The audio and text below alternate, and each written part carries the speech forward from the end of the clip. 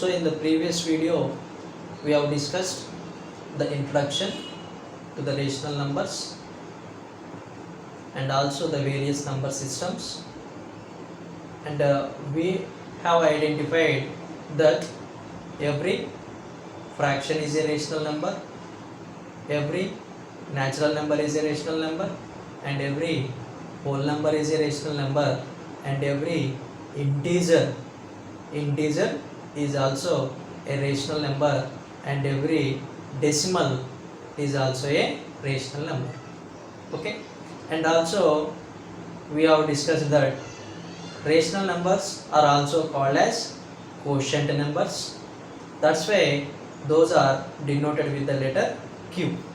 Okay, so just remember the set of rational numbers denoted with the letter Q. Why? Because these are also known as quotient numbers. Okay, so today in this class, in this video, let us represent rational numbers on number line. So the topic is representing, the topic name is representing rational numbers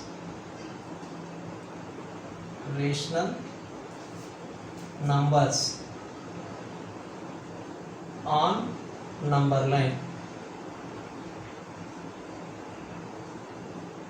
So this is the topic, representing rational numbers on number line.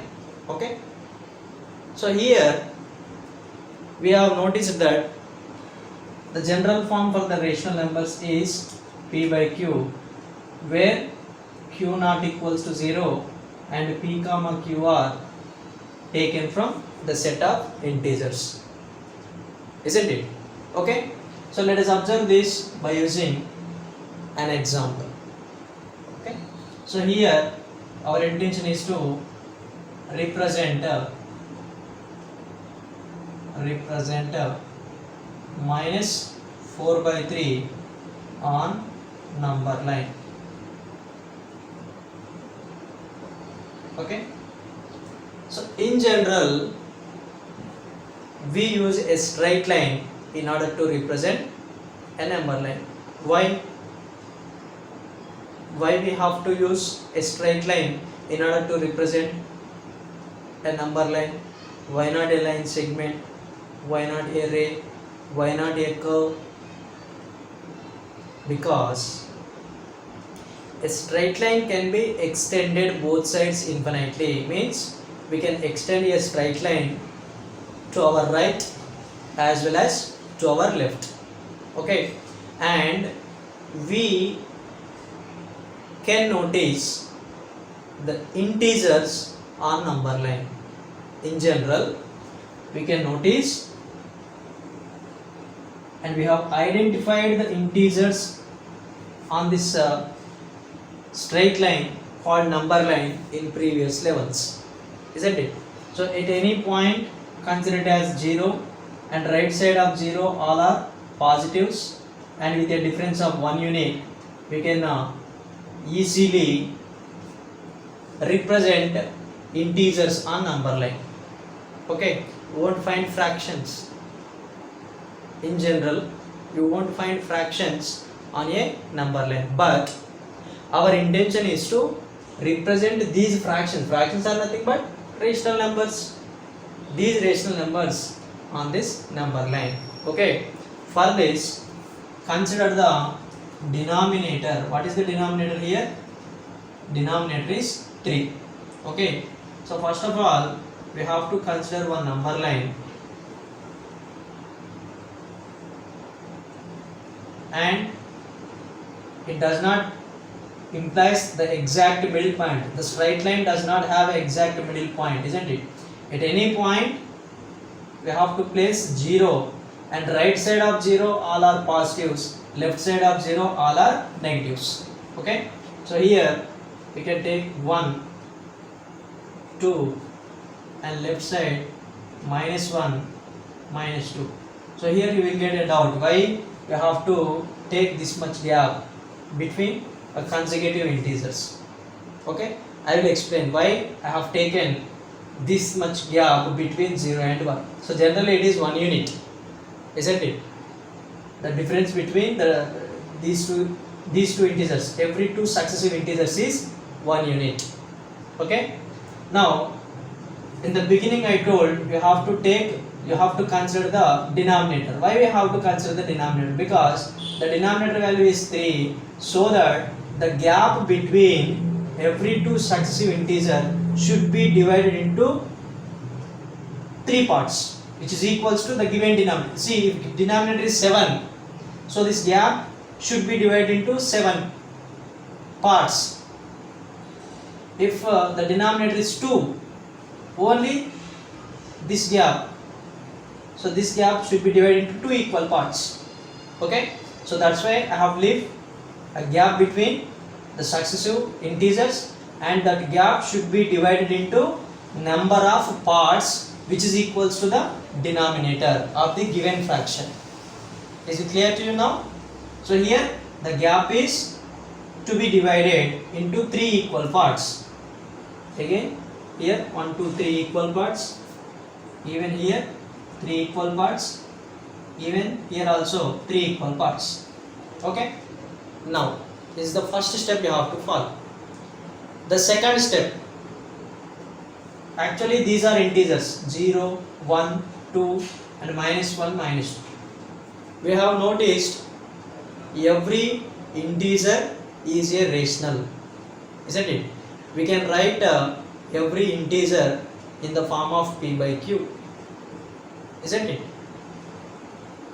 In general, we will consider the denominator as 1, and here according to the given fraction we have to write the equivalent fractions for this in such a way that every integer should be written as a fraction which consists of denominator as 3, which is equals to given denominator.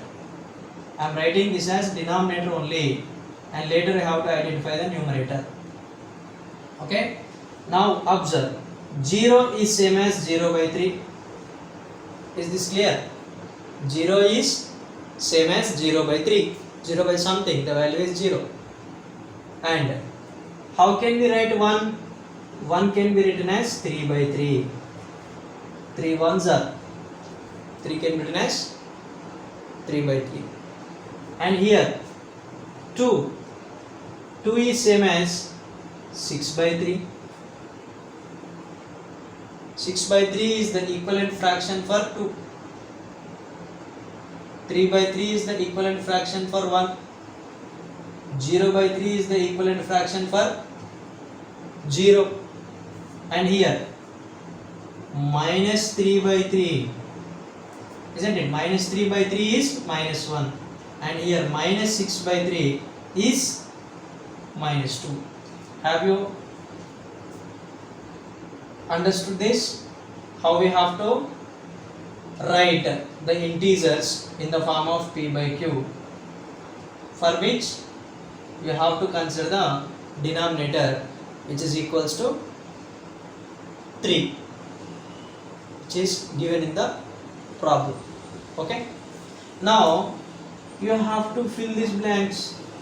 These 2 points, what are the positions of this 2 point? 0 by 3, 3 by 3. What are the fractions in between? Actually these are the like fractions, isn't it? The denominators are same, means they are like fractions. So 0 by 3, after here we have 1 by 3, and here 2 by 3, 3 by 3, then next 4 by 3, and here 5 by 3, 6 by 3. And coming to the negative side, minus 1 by 3, minus 2 by 3, here minus 3 by 3, minus 4 by 3, minus 5 by 3. So in this way we have to fill the blanks easily, and all these are equivalent, like fractions. All these are like fractions. Okay, now identify the given fraction, given rational on number line. What is the place? Where is the place? Where is the place for this minus 4 by 3 on number line? So this is the place of minus 4 by 3 on number line. In this way we can round off that. You have to identify the point and you can round off So easily you can identify minus 4 by 3 on number line. So this is the way we have to represent rational numbers on number line.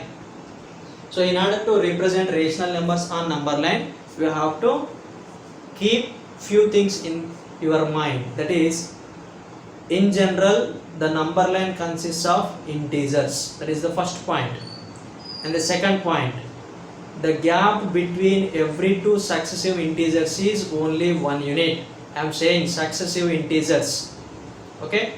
Now, to represent the given rational, the gap should be, the gap between every two successive integers should be divided into number of parts which is equals to given denominator.